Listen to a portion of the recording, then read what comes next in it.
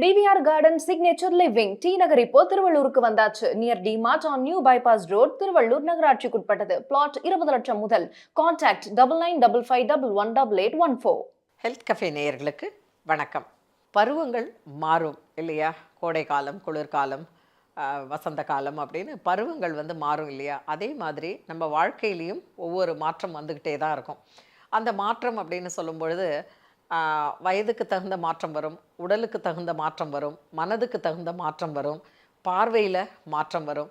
ஒவ்வொரு நம்ம வளர வளர அதே மாதிரியே நம்ம இருக்க மாட்டோம். ஒரு மனம் பக்குவப்படும், குணம் பக்குவப்படும், பார்க்கக்கூடிய பார்வை விசாலமாகும்.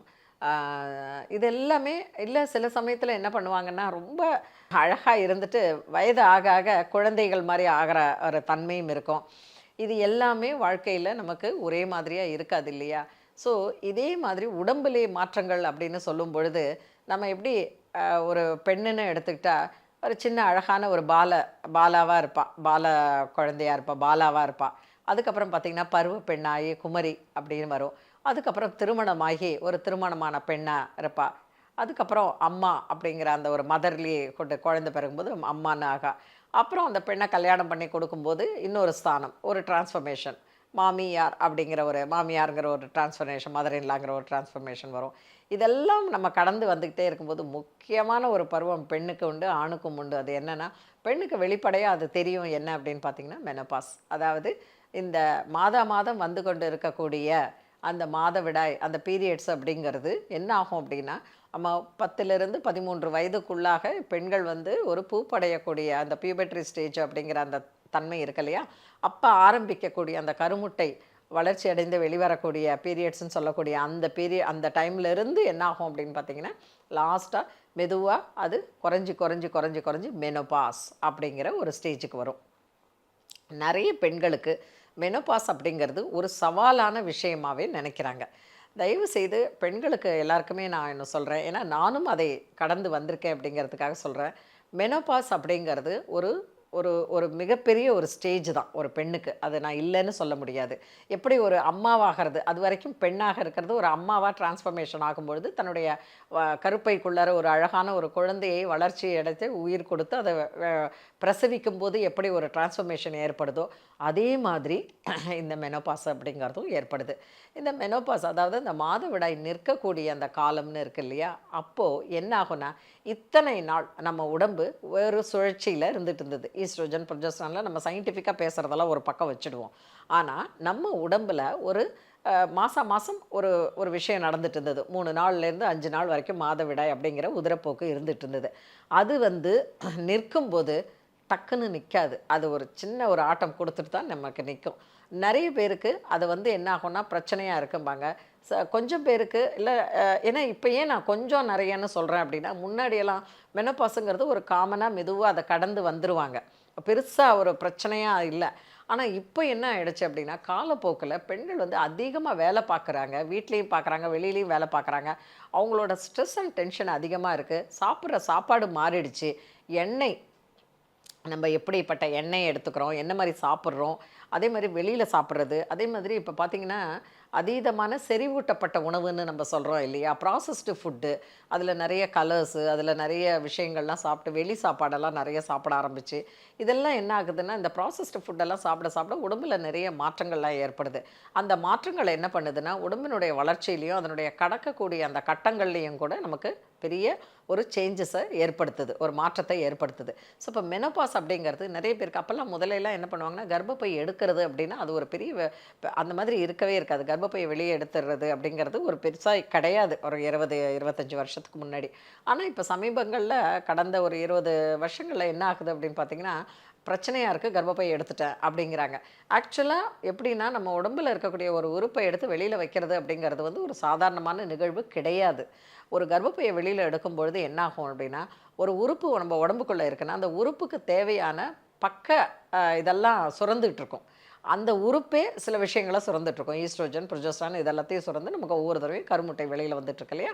அது வந்து மெனோபாஸ் ஆகும்போது சில நேரங்களில் என்ன ஆகும்னா, அதீதமான ரத்தப்போக்கு, அது வீக்னஸாக இருக்கலாம், இல்லை எண்டோமெட்ரியம் திக்னஸாக இருக்கலாம், இல்லை பாலிசிஸ்டிக் ஓவரி இருக்கலாம், இல்லைனா சாக்லேட் சிஸ்ட் இருக்கலாம். இந்த மாதிரி பல பிரச்சனைகள் இருக்குது.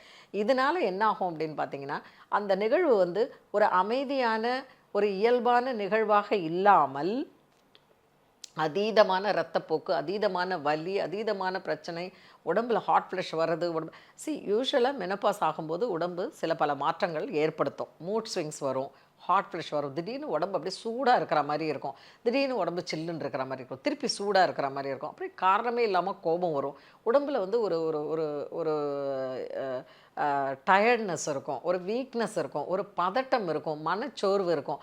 இந்த காலகட்டத்தில் தான் பெண்கள் வந்து என்னை யாருமே கவனிக்கலை, என்னை சாப்பிட்டியான்னு யாருமே கேட்கல அப்படிங்கிற ஒரு உணர்வு, அதாவது செல்ஃப் பிட்டினஸ்ங்கிற சொல்கிறோம் இல்லையா, சுய பச்சாதாபம், அந்த மாதிரி உணர்வுகள்லாம் ஏற்படுறது இந்த டைமில் தான். இப்போ வந்து குழந்தைகள் வந்து அந்த டைமில் பார்த்திங்கன்னா ஒரு ஒரு அடலசன்ட்லேருந்து அடல்ட்டாக இருப்பாங்க. அவங்களுக்குன்னு ஒரு ஃப்ரெண்ட்ஸ் குரூப்பு, அவங்களுக்குன்னு ஒரு லைஃபு. அப்போ நம்மக்கிட்ட இன்ட்ராக்ஷன் ஆகிறது குறையும். அம்மா கிட்ட பேசுகிறது இதெல்லாம் வந்து குறைய ஆரம்பிக்கும். வீட்டில் அப்பாவும் அவர் ரிட்டையர்மெண்ட் ஸ்டேஜ்லேயோ இல்லை ரிட்டையர் ஆக போகிற ஸ்டேஜ்லேயோ இல்லை பணிச்சுமையிலையோ இருப்பார். ஸோ வீட்லேயும் அவங்களை வந்து யாரும் கவனிக்கலை அப்படிங்கிற மாதிரி ஒரு உணர்வு ஏற்படும்.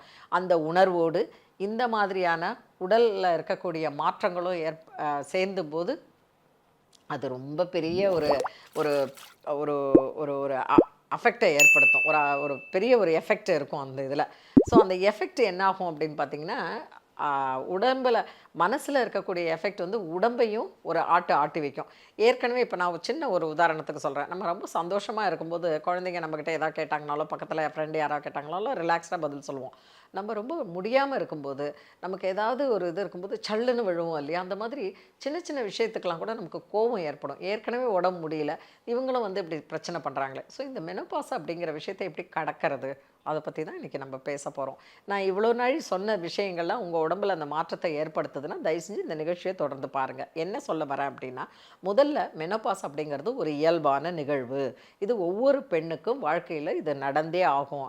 இதை கிராஸ் பண்ணி தான் நம்ம முதிய பருவத்துக்குங்கிறது போக வேண்டி இருக்கும். அதனால் இது ஒரு நிகழ்வு. இதை எதிர்கொள்கிறதுக்கு நீங்கள் தயாராக இருங்க. நம்பர் 1. நம்பர் 2, மெனோபாஸ் வந்துடுச்சு, இனிமேல் நான் எதுக்குமே லாய்க்கில்லை, எனக்கு ரொம்ப வயசாயிடுச்சு அப்படிங்கிற உணர்வை நீங்கள் முதல்ல எடுங்க. அது கிடையாது.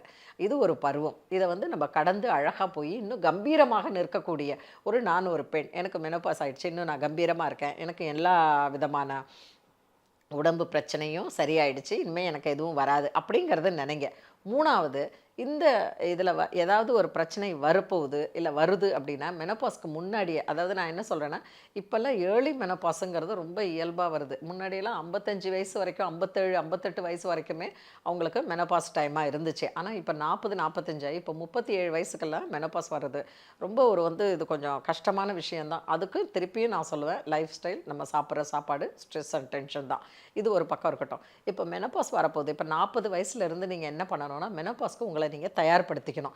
தயார்படுத்திக்கிறதுக்கு எப்படி பண்ணணும் அப்படின்னா, டெஃபினட்டாக ஒரு 2 மாதம் 3 மாதம் 4 மாதத்துக்கு ஒரு தடவை ரத்தப்போக்கு வந்து நிற்கும். திடீர்னு 2 மாதத்துக்கு வரவே வராது பீரியட்ஸு, 3 மாதத்துக்கு வரவே வராது. அப்புறம் திடீர்னு நிறைய வரும், நிறைய ஒரு மாதிரி ரத்தப்போக்கு அதிகமாக வரும். அது மாதிரி இருக்கலாம். இல்லைன்னா சில சமயத்தில் என்ன ஆகும் அப்படின்னா, பயங்கரமாக வலிக்கும், வரா மாதிரி இருக்கும், ஆனால் வரவே வராது, இப்படி இருக்கும். சில சமயம் உடம்பு அப்படியே சூடாக இருக்கும், உடம்பு ஹாட் ஃப்ளஷ்ன்னு சொல்லுவோம், அது சூடாக இருக்கும். என்ன பண்ணு, ஏன் இப்படி ஃபேன் இருக்குது, ஏசி இருக்குது, ஏன் நம்ம சூடாக இருக்குது? சூடுங்கிறது எப்படி தெரியுமாங்க, அப்படியே தகிக்கிற மாதிரி இருக்கும், கொஞ்ச நாளைக்கெல்லாம் அப்படியே நின்றுடும். இது இருக்கும். மூட் ஸ்விங்கு, இதெல்லாம் வர்றதுக்கு முன்னாடி நீங்கள் என்ன பண்ணணும்னா, முதல்ல நீங்கள் பண்ண வேண்டியது யோக பயிற்சி. யோக பயிற்சிக்கு நீங்கள் இதை பண்ணும்பொழுது உடம்பை நீங்கள் தயார்படுத்துகிறீங்க. அது மட்டும் இல்லாமல் ஏற்படக்கூடிய விளைவுகளிலிருந்து உங்களை காப்பாற்றிக் கொள்வதற்கோ அல்லது ஏற்படக்கூடிய விளைவுகளினுடைய தன்மை குறைவதற்கோ இந்த பயிற்சி. யோக பயிற்சியில் நீங்கள் முதல்ல பண்ண வேண்டியது சுவாச பயிற்சி.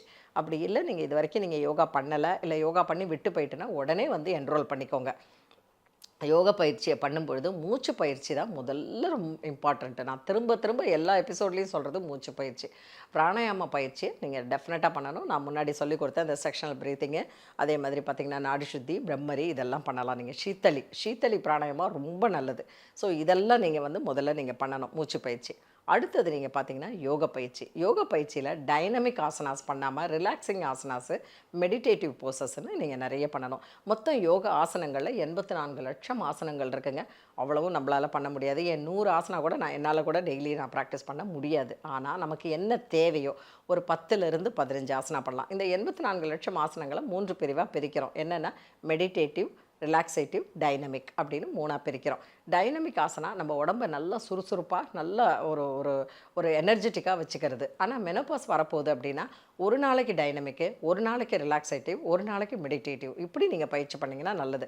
எனக்கு அது தெரியாது அப்படின்னா நீங்கள் என்ன பண்ணணும்னா ஒரு நல்ல யோகா டீச்சர்கிட்ட வந்துட்டு நீங்கள் அதை உங்களை என்ரோல் பண்ணிக்கிட்டு நீங்கள் அதை பண்ணணும். இப்போ எங்கிட்ட வர மெனோபாஸ்க்கு முன்னாடி வர இப்போ 35 40 வயசுக்குள்ளே இருக்கிறவங்களுக்கு நான் என்ன சொல்லிக் கொடுப்பேன்னா, மெனோபாஸ் வர்றதுக்கு முன்னாடி இந்த மாதிரி பாஸ்டர்லாம் பண்ணிங்கன்னா மெனோபாஸை ஈஸியாக கடந்து போகிறதுக்கு, அதே மாதிரி அந்த எஃபெக்டை வந்து கம்மி பண்ணுறதுக்கு, உடம்பை லகுவாக வைக்கிறதுக்கு அதெல்லாம் தான் நான் முதல்ல சொல்லிக் கொடுப்பேன். அதே மாதிரி மெனோபாஸ் இருக்குது, எனக்கு அப்பப்போ ஹாட் ஃப்ளஷ் வருது, இந்த மாதிரி வருதுன்னா அதுக்கு தகுந்த ஆசனங்கள், மூச்சு பயிற்சிகள்லாம் சொல்லித் தருவேன். ஸோ என்ன பண்ணணும்னா யோக பயிற்சியை ஸ்டார்ட் பண்ணிவிடுங்க. யோகத்தை முதல்ல நீங்கள் மூச்சு பயிற்சி, அதுக்கப்புறம் பிராணாயாம பயிற்சி, அதாவது பிராணாயாமத்திலேயே செக்ஷனல் ப்ரீத்திங்கு, நாடி சுத்தி, சீத்தலி இதெல்லாம் பண்ணுங்கள். அடுத்தது பார்த்திங்கன்னா ஆசன பயிற்சி. ஆசன பயிற்சியில் ரிலாக்ஸிங் பாஸ்டர்ஸ் எல்லாம் நிறைய இருக்குது, அது பண்ணலாம். ஈவன் சூரிய நமஸ்காரையே ரொம்ப ரிலாக்ஸ்டாக பண்ணலாம். டெய்லி ஒரு 3 ரவுண்டு சூரிய நமஸ்கார் பண்ணிங்கனாலே அந்த வயிறு யூட்ரஸ் கிட்ட இருக்கக்கூடிய அந்த ஃபெலோப்பியன் டியூபாக இருக்கட்டும், கர்ப்பப்பையாக இருக்கட்டும், சினைப்பையாக இருக்கட்டும், இது எல்லாமே என்ன ஆகும்னா அழகாக மெதுவாக சுருங்க ஆரம்பிக்கும். மெதுவாக சுருங்க ஆரம்பித்து அந்த தன்மையை வந்து அதனுடைய எஃபெக்ட் இருக்குது இல்லையா, பயங்கரமாக இருக்கக்கூடிய எஃபெக்ட் அப்படியே கம்மியாகி ரிலாக்ஸ்டாக இருக்கும். உங்களுடைய அப்டமன் மசில்ஸ் எல்லாத்தையும் விரிய வச்சு சுருங்க வைக்கணும். அப்படி பண்ண என்ன ஆகும்னா உங்களுடைய அப்டமனில் ஏற்படக்கூடிய அந்த வலி, ஹாட் ஃப்ளஷ் இதெல்லாம் குறைய ஆரம்பிக்கும். இது ஆசன பயிற்சியில். அடுத்தது முத்திரை பயிற்சி. இப்போ நம்ம 2லேருந்து 3 முத்திரை பார்க்க போகிறோம். என்னென்ன மாதிரியான முத்திரைகள் இந்த பிரச்சனையை வந்து சரி பண்ணும் அப்படிங்கிறத பார்க்கலாம். மெனோபாஸ்க்கு இன்றைக்கி நம்ம பார்க்க போகிறது அபான முத்ரா. அதாவது கைகளை அப்படி வச்சுட்டு உங்களுடைய மோதிர விரல், அதே மாதிரி பார்த்திங்கன்னா இந்த சுண்டு விரல், இது ரெண்டுத்தையும் இப்படி வச்சுக்கோங்க. இந்த 2 விரல் இருக்கு இல்லையா, அதாவது உங்களோட index finger and middle finger, இது ரெண்டும் மேல் நோக்கி இருக்கணும். இது இப்படி வச்சுக்கோங்க. இந்த முதிரை பண்ணும்போது என்ன ஆகும்னா உங்களுடைய உள்ளங்கை உங்களை பார்த்துட்ருக்கணும். ஸோ உங்களுடைய தொட மேலே இப்படி வச்சுக்கோங்க. இந்த முதிரை அபான முதிரை. இந்த அபான முதிரையை ஒரு 1லிருந்து 3 நிமிஷம் வரைக்கும் கண்களை மூடிக்கிட்டு அப்படியே நல்லா மூச்சை பொறுமையாக இழுத்து பொறுமையாக வைங்க. உங்கள் தொடை மேலே வச்சுக்கோங்க. கண்களை மூடிக்கிட்டு நல்லா இதை பயிற்சி பண்ணுங்கள். எவ்வளோ நாழி பயிற்சி பண்ணலாம் அப்படின்னு பார்த்தீங்கன்னா ஒரு 3 நிமிஷம். நீங்கள் காரில் போகும்போதோ இல்லை வீட்டில் இருக்கும்போதோ எங்கே இருக்கும்போதோ இந்த முதிரையை பயிற்சி பண்ணலாம். இது வந்து உங்களுடைய அந்த மெனோபாஸ் இதுக்கு பிரச்சனைக்கு மிகப்பெரிய தீர்வாக இருக்கும். அடுத்தது பார்த்திங்கன்னா தியான முதிரை. அதாவது உங்களுடைய கட்டை விரலையும் உங்களுடைய இந்த ஆட்காட்டி விரலையும் சேர்த்து வச்சுக்கோங்க. உங்கள் தொடை மேலே வச்சுக்கோங்க. இதை வந்து நீங்கள் கண்களை மூடிக்கிட்டு பொறுமையாக மூச்சு இழுத்து விடுங்க. இது தியான முதிரைன்னு பேர். 1லிருந்து 3 நிமிஷம் இந்த முதிரையை பண்ணணும். அடுத்தது இந்த பிரச்சனை, அதாவது மெனோபாஸ் அப்படிங்கிறது நம்மளை வயிற்று சம்மந்தப்பட்டது, கர்ப்பப்பை சம்மந்தப்பட்டதுங்கிறதுனால யோனி முத்ரா இதுக்கு ரொம்பவே உதவியாக இருக்கும். கைகள் அப்படி வச்சுக்கோங்க. இந்த 3 விரலையும் சேர்த்துக்கோங்க. உங்களுடைய இந்த 2 ஆட்காட்டி விரலும் இந்த கட்டை விரலும் ஒன்றுக்கொன்று இப்படி இருக்கணும். ஸோ இது வந்து யோனி முதிரைன்னு பேர். உங்களுடைய தொப்புளுக்கு நேராக கீழே வச்சுக்கோங்க. வச்சுட்டு கண்களை மூடிக்கிட்டு நல்லா மூச்சை பொறுமையாக இழுத்து பொறுமையாக விடுங்க. இது பண்ணும்பொழுது என்னாகும்னா வயிற்றுப்பகுதியானது சுத்தமாகும். அதாவது வயிற்றுப்பகுதிக்குள்ளே இருக்கக்கூடிய இரத்த ஓட்டம் சீராகும். அந்த பிரச்சனை வந்து ரிலாக்ஸ்டாக உங்களை அதை கடந்து வருவதற்கான வழி பிறக்கும்.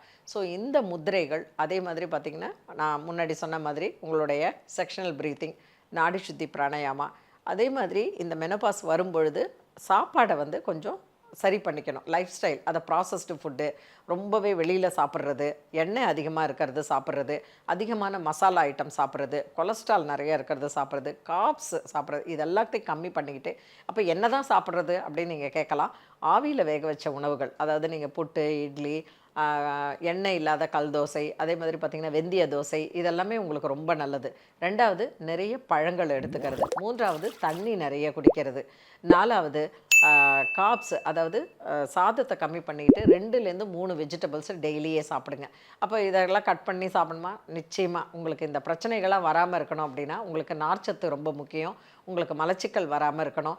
ஏற்கனவே உங்களுக்கு வயிறு வந்து பீரியட்ஸ் வரும்போது எப்படி வலிக்குமோ அதை விட அதிகமான வலி வந்து இந்த மெனோபாஸ் டைமத்தில் இருக்கும். அதனால் அந்த வயிற்று பகுதியை சரிப்படுறதுக்கு மலச்சிக்கல் இல்லாமல் பார்த்துக்கணும். இது அடுத்தது முக்கியமானது, ஸ்ட்ரெஸ் அண்ட் டென்ஷன் இல்லாமல் இருக்கிறதுக்கு பழங்க. இது ஒரு பருவம், இதை வந்து அழகாக கடந்து போகணும். ஸோ இந்த முத்திரைகள், மூச்சு பயிற்சிகள், அதே மாதிரி நான் சொன்ன சூரிய நமஸ்காரம், ரிலாக்ஸிங்காக பண்ணக்கூடிய ஆசனங்கள், முத்திரை பயிற்சிகள், இது எல்லாமே உங்களுக்கு இந்த மெனோபாஸை ஈஸியாக கடந்து வர உதவும். சரியான முறையில் இந்த மெனோபாஸ் வர்றதுக்கு முன்னாடி ஒரு டாக்டர்கிட்ட போயிட்டு ஒரு அப்டமன் செக் பண்ணிக்கிறது நல்லது. ஃபைப்ராய்டு அதெல்லாம் ஏதாவது இல்லாமல் இருக்கா அப்படின்னு செக் பண்ணிக்கிறது நல்லது. ஒரு ஜென்ரல் செக்கப், பயப்படாதீங்க. நிறைய பேர் நான் போய் செக் பண்ணுறதுக்கு பயமாக இருக்குது அப்படிம்பாங்க. பயப்பட வேண்டிய அவசியமே கிடையாது, பயப்படாதீங்க. அதே மாதிரி இது ஒரு பருவம் தான், இதை கடந்து வர்றதுங்கிறது ஒரு நல்ல விஷயம். இதுக்கப்புறமும் நீங்கள் முழுமையான பெண்மணியாக தான் இருப்பீங்க அப்படிங்கிறதுல சந்தேகமே கிடையாது. உடல் பருமன் வராமல் பார்த்துக்கணும். அதனால் நான் என்ன சொல்கிறேன்னா, யோக பயிற்சியை ஆரம்பிச்சிடுங்க. மூச்சு பயிற்சி, யோக பயிற்சி, முத்திரை பயிற்சி, உணவுத்தில் வந்து ஒரு அழகான ஒழுங்கு, இது எல்லாமே இருந்தால் இதை அழகாக கடந்து நம்ம வெற்றிகரமாக வரலாங்கிறதுல சந்தேகமே இல்லை. மீண்டும் சந்திப்போம். வணக்கம். இந்த வீடியோ உங்களுக்கு பிடிச்சிருந்தா லைக் பண்ணுங்க, ஷேர் பண்ணுங்க, கமெண்ட் பண்ணுங்க. மறக்காம ஹெல்த் கஃபே தமிழ் சேனலை சப்ஸ்கிரைப் பண்ணிட்டு பெல் பட்டனை கிளிக் பண்ணிடுங்க.